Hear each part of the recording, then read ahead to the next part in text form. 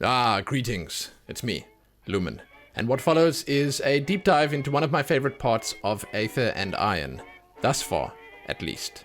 For those that don't know, Aether and Iron is an upcoming story-driven, turn-based, tactical, vehicular RPG set in an alternate history in 1930s New York. And I'm personally quite keen to unravel the mysteries of the world and those that inhabit it once it releases. So, let us begin. New York floats. Its islands hang suspended in the air on churning Aether engines, glowing blue repulsors that have kept the city aloft for decades. But beneath this shining skyline, in tunnels most never see, lives the group that actually keeps it all from crashing down. They're called the Aethoneers. And in this video, we're having a look at their story, and why the floating city survives on their brilliance, yet treats them like they're something to fear, something to be hidden away and forgotten about until the day they're needed again. Aethoneers consist of many different ethnicities and religions and many different walks of life, all gathered together beneath the city everyone else sees. Their eyes glow like Aether, not due to magic or as part of some great mystery, but as an environmental brand, a mark of a lifetime of exposure to the volatile and powerful energy that powers the city. They are very much human. Yes, they are said to have an unnatural knack for all things engineering, mechanical, and of course all things Aether. But this is not some innate ability every Aethoneer is granted at birth. It is not some gift. It's due to necessity. They practiced, learned, adapted, and slowly became what they are now. They keep the islands in the sky. In exchange, they get the Undercity to themselves. They get their domain. They navigate miles of maintenance tunnels and cavernous living districts by instincts honed over many years, and tend the Aether converters, the hydraulic veins, the infrastructure that harnesses the blue fire of Aether into something usable, something invaluable to everyone in the floating city.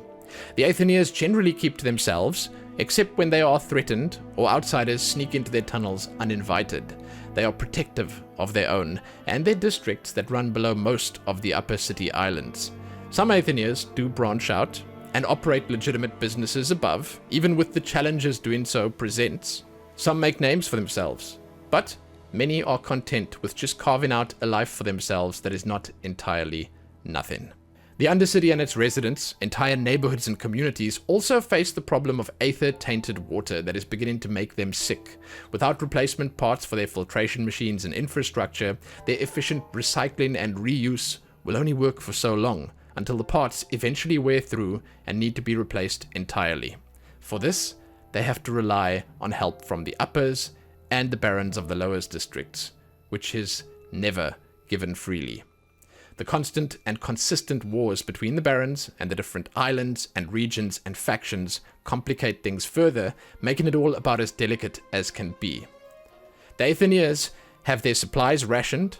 Because of these wars, their tools are old and their stockpiles thin. Terriers, the barons' enforcers, harass them, intimidate them, and beat them for stepping out of line. So while the Aethoneers have all this ostensible power at their fingertips, they are still very much at the bottom of the food chain.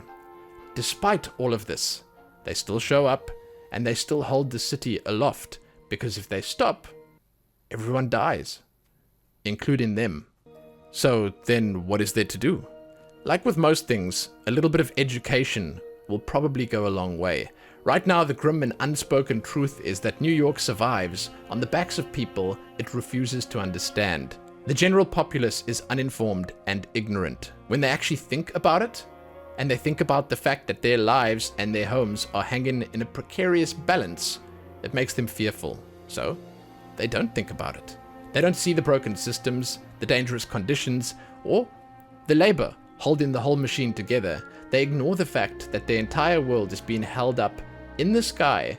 Their entire world floats or sinks on the whim of an Aethoneer. It's a fine line for everyone to walk, with the uppers and the barons giving the Aethoneers only enough to keep them alive, and the Aethoneers only just being able to keep things running because of it. The uppers can't push too hard, because it may all come tumbling down if they do. There are more than likely many upper citizens and entire communities that would go out of their way to help the Aethoneers if they only knew more than the bits and pieces that they are selectively fed that never paint a picture that they would consider hanging on their walls. They only see the glowing eyes in the dark and the stories in the newspapers. We see a bit of that, and we see the entire process in real time when Nellie meets Aethoneers for the first time and decides to help them. And she probably wouldn't be the only one.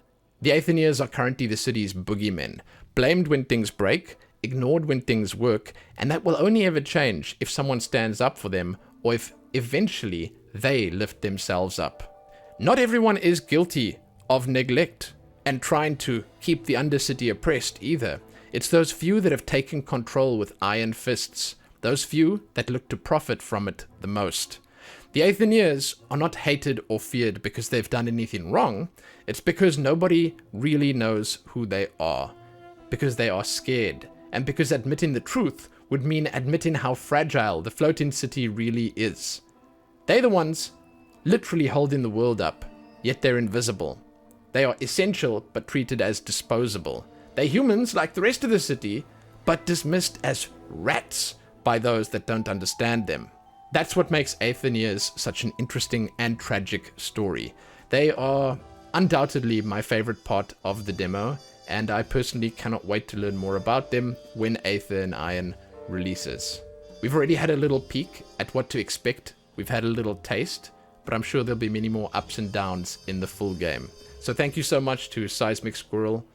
I really appreciate the work and the effort that they've put into building this world up, to making it into something that we can get lost in. Thank you, dudes. Happy that.